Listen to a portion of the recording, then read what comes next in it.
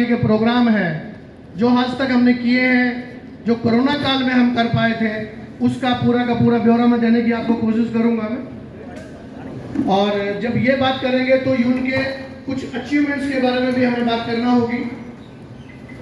जब भी हमें यहाँ पे 4-5 साल हो जाते हैं, हमें एक चुनाव का हमारा टाइम आता है, और जब चुनाव का टाइम आता है तो बहुत सारे उसमें फैक्टर्स आते हैं। कुछ लोग हैं इसलिए हमारे या एक दूसरे के खिलाफ वोट डालते हैं क्योंकि उनको शक्ल पसंद नहीं होती, कुछ कैटेगरिज्म में जाके बात करते हैं, कुछ कास्टिज्म में जाके भी बात कर लेते हैं। लेकिन आज ये मौका है, मैं आपको एक बात करूंगा कि जब भी आपका आगे का चुनाव का मौका है या अभी आप किस युग में रह रहे हैं, ये जब आप सोचते हैं या जब आप निर्णय लेते हैं तो बहुत सी चीजें हैं, उन सारे फैक्टर्स को हमें दिमाग में रख के हमने फैसले अपने लेने चाहिए।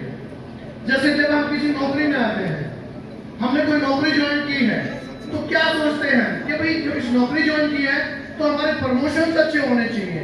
मैं अगर बाबू में आया हूं तो अफसर बनना चाहिए, अगर मैं ग्रुप डी में आया हूं तो कम से कम मेरे को ग्रुप सी की एंट्री होनी चाहिए, मेरे करियर में प्रोग्रेशन मिलती रहनी चाहिए।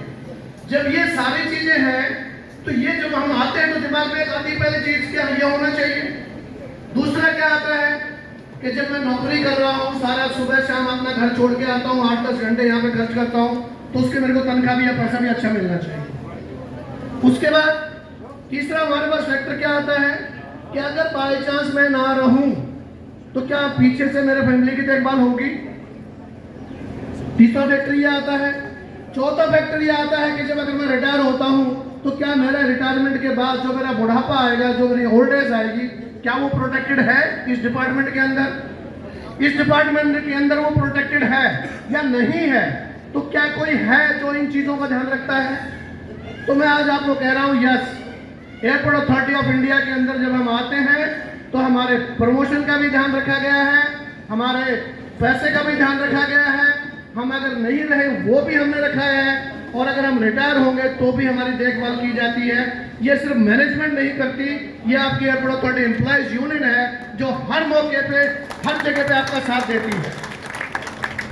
मैं आपको एग्जांपल देता हूं, बहुत पहले या किसी दूसरे भी डिपार्टमेंट में आकर जाकर देखो, जो कैरियर की हायरार्ची होती है कि जितने बाबू में आए, जूनियर असिस्टेंट में आए, कितने असिस्टेंट होंगे, कितने सीनियर असिस्टेंट होंगे, कितने सुपरिटेंडेंट, कितने सीनियर सुपरिटेंडेंट, बहुत कम होते हैं। एक बहुत चौड़ा नीचे बेस होता है, ऊपर बहुत जाके छोटे से होते हैं। और जब ये पोजीशन आपके डिपार्टमेंट में थी तो ये एयरपोर्ट अथॉरिटी एम्प्लॉयज उनकी लीडरशिप थी जो ये सोच के लेके आई कि भाई किसी भी कैडर के अंदर कोई फर्क नहीं होगा, और जो अगर कैरियर प्रोग्रेशन होगा तो वो 40-30-30 से होगा। और जब 40-30-30 आया तो कोई एम्प्लॉयज हमारे यहाँ का नहीं बचा था जिसको प्रमोशन ना मिला हो, वो लेके आए हैं। उसके बाद 60-40 का लेके आए, हर आदमी को हमने इफेक्ट किया। फिर भी कुछ हमारे साथी को नहीं आया था तो SRS की स्कीम लेके आए, हर 10 साल में एक बार प्रमोशन होना है। इसका हमारे तकरीबन जितने बाकी बचे हुए साथी सबको फायदा हुआ है। तो आज मैं खड़ा होकर यह कह सकता हूँ, रिकग्नाइज उनका जनरल सेक्रेटरी, कि हमने अथॉरिटी का एक भी आदमी ऐसा नहीं छोड़ा जिसको 30 साल हो गए और 3 प्रमोशन ना मिले हो। सबको दिलाया, 100% को दिलाया। और ये एक अकेला डिपार्टमेंट है इस पूरे इंडिया के अंदर जिसमें किसी भी एम्प्लॉयज ने किसी भी लेवल पे, चाहे वो ग्रुप डी में आया हो, चाहे वो ग्रुप सी में आया हो, कोई भी आदमी आज तक नहीं छूटा है जिसको 3 कम से कम प्रमोशन ना मिले हो। ये आपकी यूनियन ने इंश्योर करके दिया है।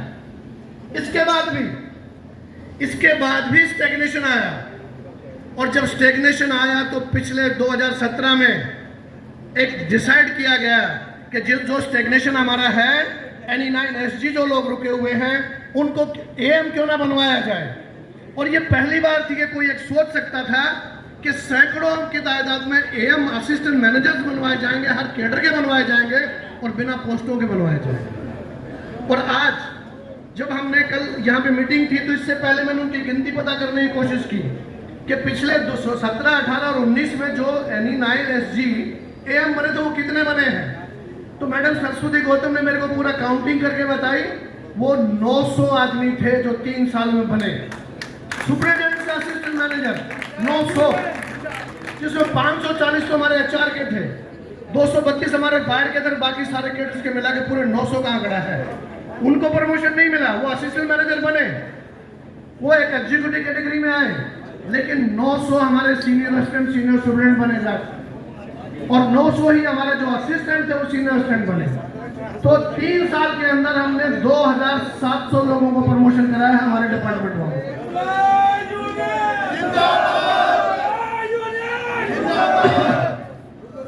इतना बड़ा प्रमोशंस का इतना बड़ा लॉट। जब हम कोई एक भी पोस्ट की बात करते हैं तो जो फायदे हमारी हैं डिपार्टमेंट से लेकर मिनिस्ट्री तक जाती है पोस्ट सेंक्शन कराने के लिए, और हमने 900 पोस्टों की सेंक्शन करा के रख दी, 900 पोस्टों को प्रमोट करा के रख दिया। ये आपके एम्प्लॉयज यूनियन काम करती है।